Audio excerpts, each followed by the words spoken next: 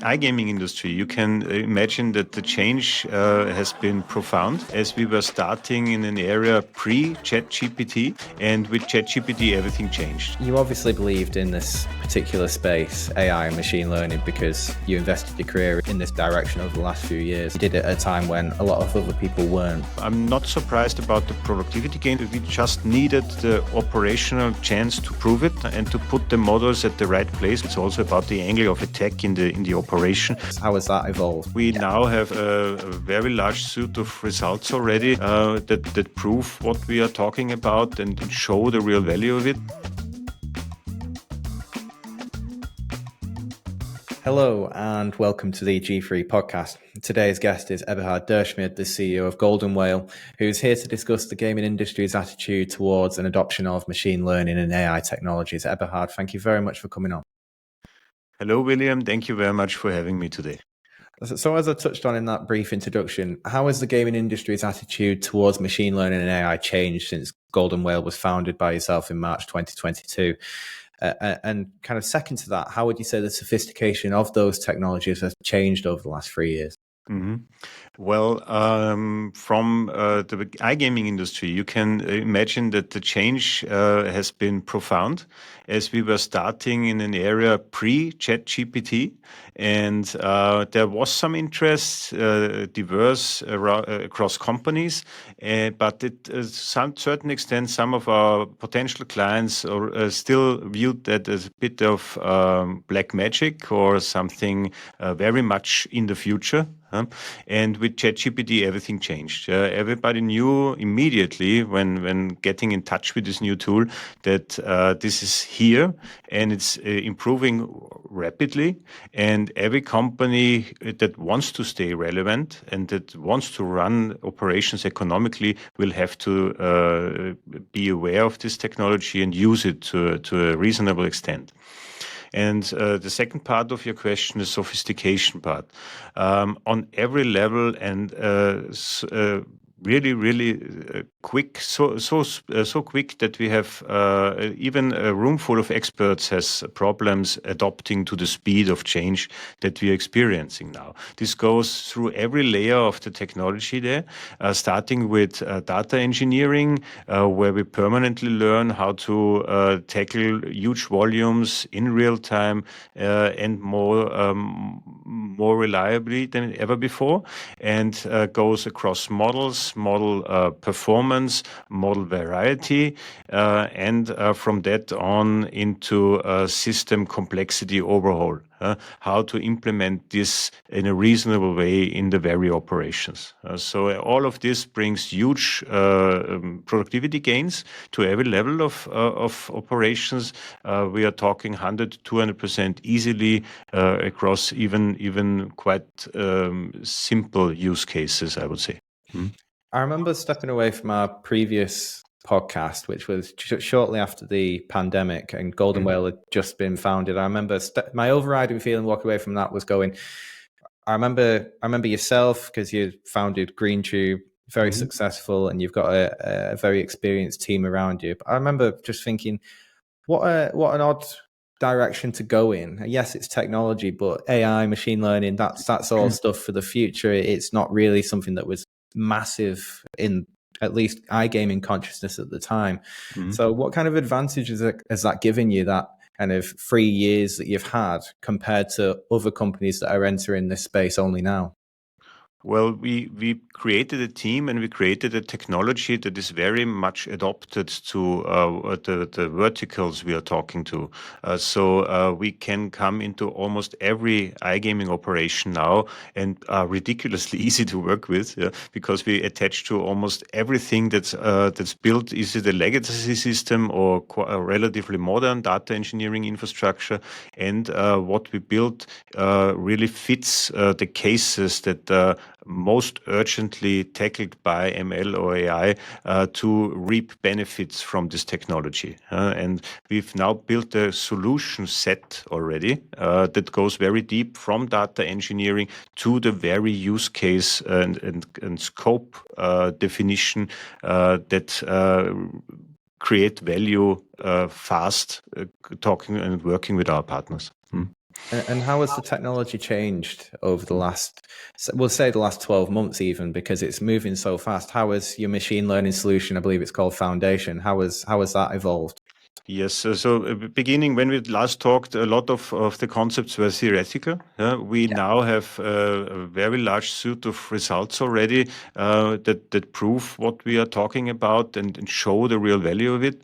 And if we talked about model building in the beginning and how to build a model nicely around a certain problem, we are now talking about model building solutions, model engines that churn out model after model in a very short time span.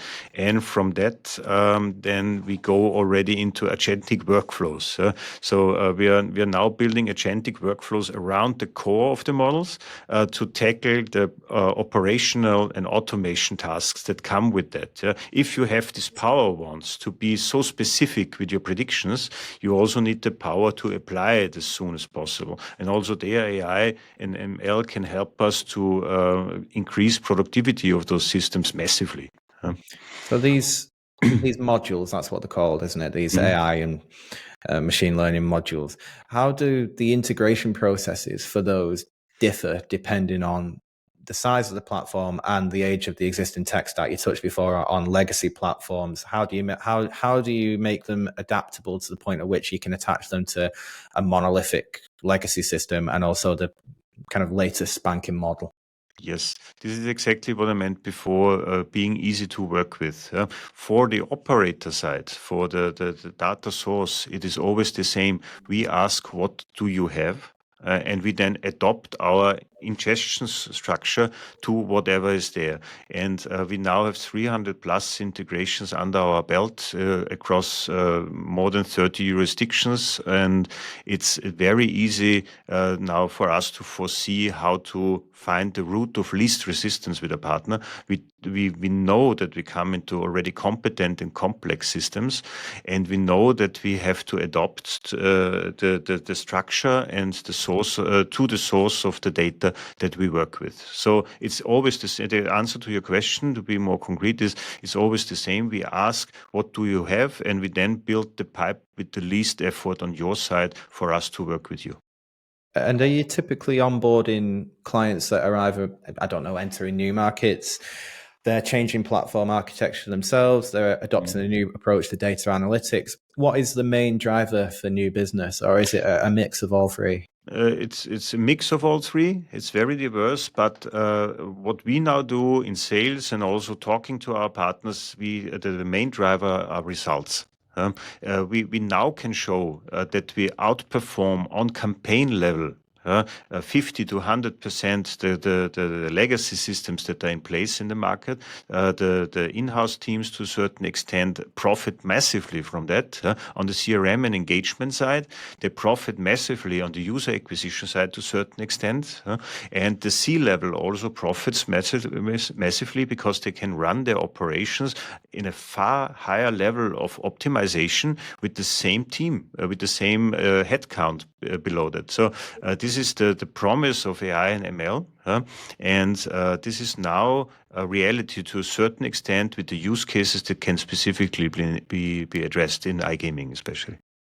And within iGaming being a specific solution provider for that industry, what advantages does that give you compared to external software provider offerings? And equally, perhaps to offer a counter argument, with some of those external providers being absolutely huge in kind of scale and scope, how do you look to compete with them? Well, there are a lot of levels that this is the specialization helps. The first one is understanding data, understanding the data structure, then understanding the business, what is gaming about, understanding what the needs of a gamer are and how you define this in systems normally, and then setting up on top of existing infrastructure. Because you might, as you said, you might have a large legacy system in place. You have certain things that are monolithic. You can't rip them apart that easily. But what we can do now is circumvent certain parts of this legacy infrastructure and put signal exactly where it means most, where you talk to your end consumer, where you do something meaningful, and also see the impact rather quickly.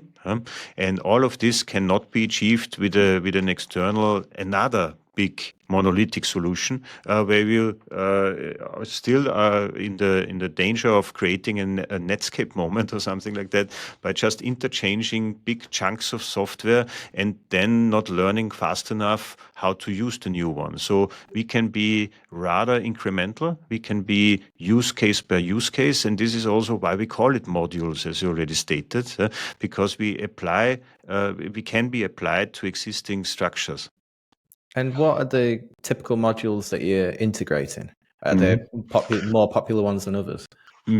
Well, the most straightforward are the prediction models that almost everybody wants to have and uses to a certain extent. Value prediction, a lot of VIP prediction or bonus usage prediction also goes a long way. And from that, then also into churn prediction and even in-session churn prediction. Very popular models. But we now have two layers on top of that. The next one is incentive guidance, bet and game recommendation systems, so where you already work on top of the basis models, and then go a step further and integrate more campaign and interaction types into the models and orchestrate those things with each other. And these are things that hugely reduce the need for headcount in the teams, but at the same time also take into account the complexity of user journey data by far more than any human brain could have done in the past. So again, focusing on productivity gains, and these are huge with using this at the right place. You obviously believed in this particular space, AI and machine learning, because you invested your career in this direction over the last few years, and you did it at a time when a lot of other people weren't. Are you still surprised at the speed of advancement and the productivity gains that are being received by operators, suppliers, and just generally in life? Yes, I'm not surprised about the productivity gains. I always believed in that. We just needed the operational chance to prove it and to put the models at the right place, because it's not only about building the model correctly, it's also about the angle of attack in the operation to build this correctly. But 100, 200% over a year and more can be achieved now, and this is huge, but we believed in that. What I see in the AI space overall and the speed of development there to also in our internal structures get those productivity gains in. This is a speed that is increasing. Surprise is maybe the wrong word, but I'm impressed by the overall speed, how this business and how the tools in it grow and develop in competence. And I take it from that as a final question that you are satisfied with Golden Whale's product proposition, the positioning within the market. Are you happy with overall progress, and is the business where you want it to be? It's not my job to be satisfied. It's my job to be not satisfied. But yes, I think we have a high value product. The technology is bleeding edge. So this is something we permanently have to fight to keep it there. I still want to make Golden Whale more of a household name in iGaming. That you know that you might have this tool, you might have this CRM, but you still need this model machinery on top of it to milk the solution completely and to get profit gains that you're not able to just throwing team size at it to gain with just throwing team size at the problem.